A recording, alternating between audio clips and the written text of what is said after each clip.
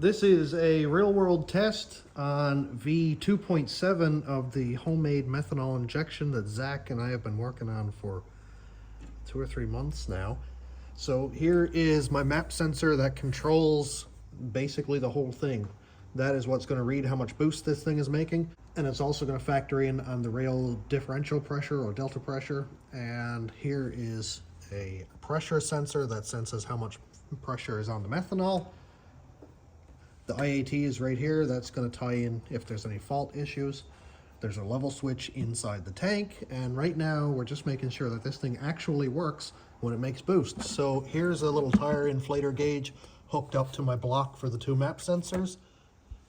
Right here is the live data page for the UI. Zach made up this UI. It is absolutely phenomenal, and I really like it. My favorite part actually is just look at that background. Look at that. We got a cat eye regular cab with a VS Racing turbo over there. That's pretty sweet. So I've been dinking around with this for the last hour or so trying to figure it out. I kept running into a DP fault every time I would put air pressure on that, presumably because there's no boost on this thing right now. So what I did was raise the pressure about 10 psi. So just with the pump running, it was set at 60 psi right here. I raised the base pressure to 70, and I think I might be getting somewhere with it, so we can actually do a test and actually get something done here. All right, so we can see the screen here. We can see the gauge right there. A little bit off screen, but I'll be using that inflator to actually make it boost, or simulate boost at least. And right here we've got boost pressure, rail pressure, map, and flow in gallons per hour of the injectors. You will definitely hear them.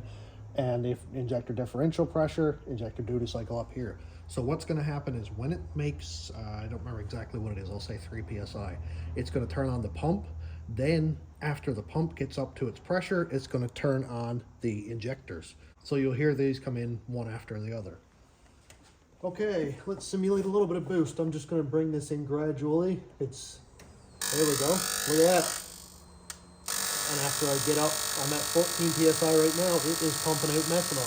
When I let off the trigger, when that pressure goes down, it shuts off on its own. The reason I'm doing this testing is because we have a bunch of status lights inside. Yellow is boost cut, red is timing cut, blue is low fluid level, and green is actively spraying. For some reason, those lights are not working, so we just got to figure out why the bug in the software is causing that. But as of right now, my key is on, and everything besides the map is actual data. Oh, we just got a differential fault. I don't know if I might have boost cut retention normal or low. I may have went too high on the boost itself. I don't know exactly what happened there, but I was kind of being a little bit inconsistent with the trigger on the air pressure, so that might have caused that. Now when that happens, when I get a fault, I can't reset it on the UI that I know of unless that comes in and tells me that I can. So I just come in here, turn the key off, turn it back on again. And when the UI refreshes itself, or I'm gonna have to refresh, it'll do that in just a second.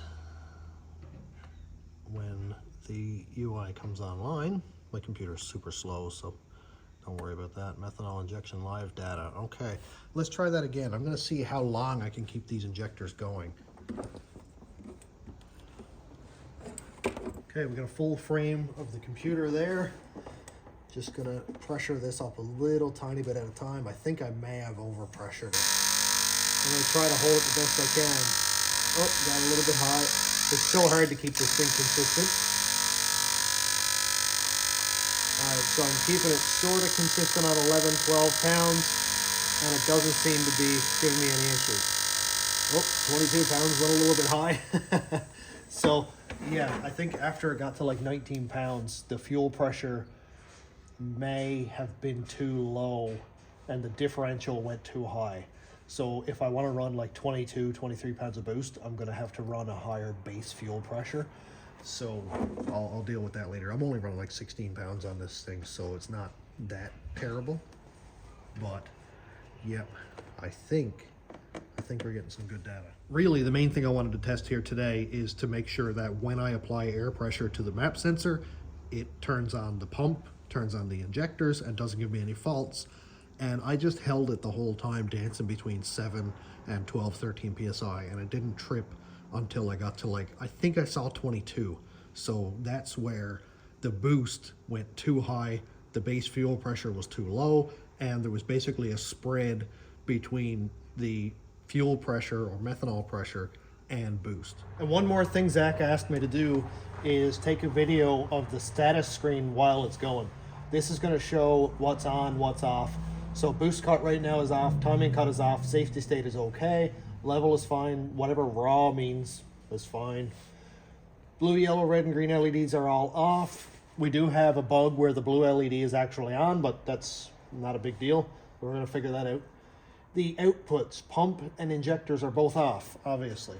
So something here is going to change. Obviously, pump should turn to on, injectors should turn to on, and the green LED is what I'm interested in seeing. Whether that green LED says on or says off, because it doesn't actually turn on physically, is going to tell us where the bug is. I assume. I'm not a programmer. Are we ready? Now, I don't know exactly when it's going to turn on, so I'm just going to take my time and put a little bit of pressure on it. There we go. Okay, the green LED says it was on. Yep.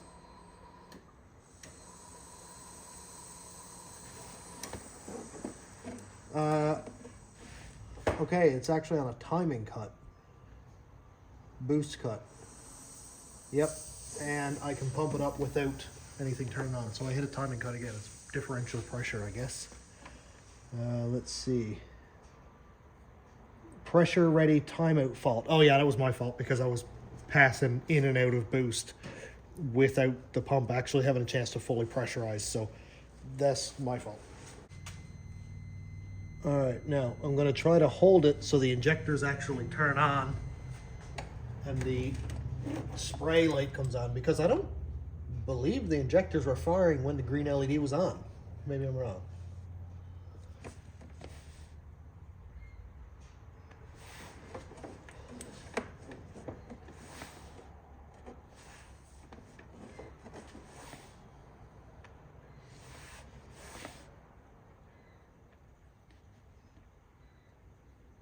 Okay, just to duplicate the test, I'm going to try to hold the boost so that it fires the injectors, and we'll see what happens.